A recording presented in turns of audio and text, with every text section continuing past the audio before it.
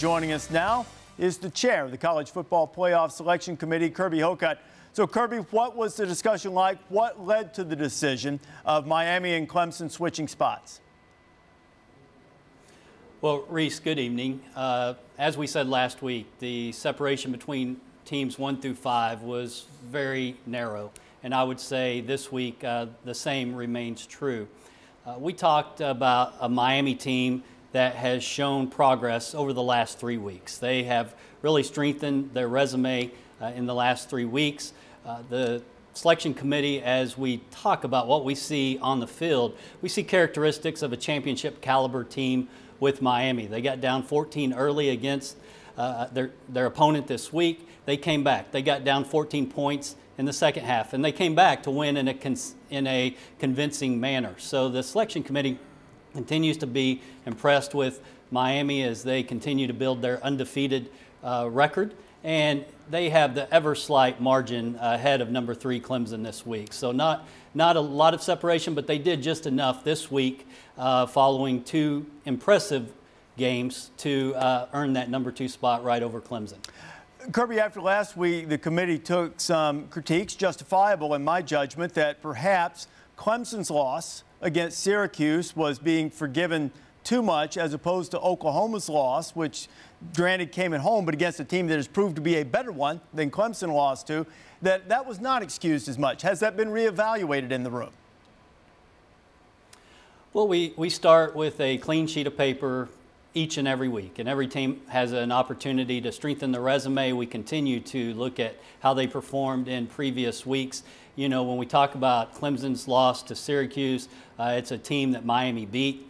We look at Syracuse beating Clemson. That game was at Syracuse. Oklahoma's loss was in Norman. So we take all those things into consideration. We've talked plenty about the injury situation with the quarterback when Clemson came up short against Syracuse. So all that is taken into account, as well as what's taken place this past weekend. So I would just say the resumes continue to be studied. They continue to change each and every week, and the selection committee takes all of that into consideration. In talking with a prominent conference commissioner this week, he felt like in his judgment that fewer teams had separated themselves from the pack this year as opposed to previous years in the playoff. Now, this is his job. He's going to say that because he wants his conference champion, and I understand that. Do you see the separation? Does the committee see separation from any team from the other at the top in comparison to previous years? You know, Reese, I honestly have not given a lot of thought to previous years. It obviously is not talked about in our selection room, which is just right behind me. But there is very, very narrow separation between teams 1 through 5 this year.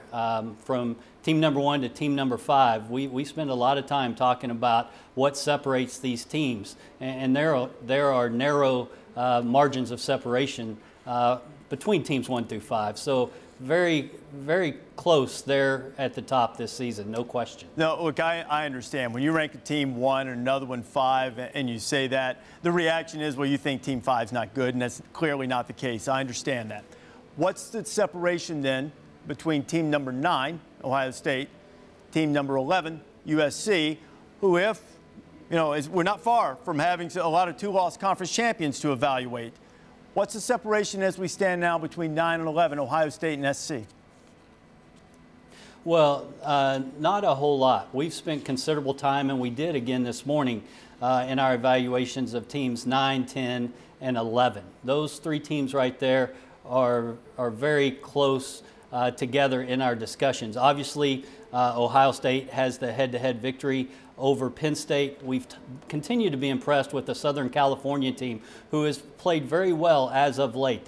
They fought through a number of injuries earlier in the year. As they got healthy, they started playing better and better. So that was a very talented team that we saw in Southern California, and one that the selection committee has been impressed with and continues to be impressed with, even though their regular season has come to a close now.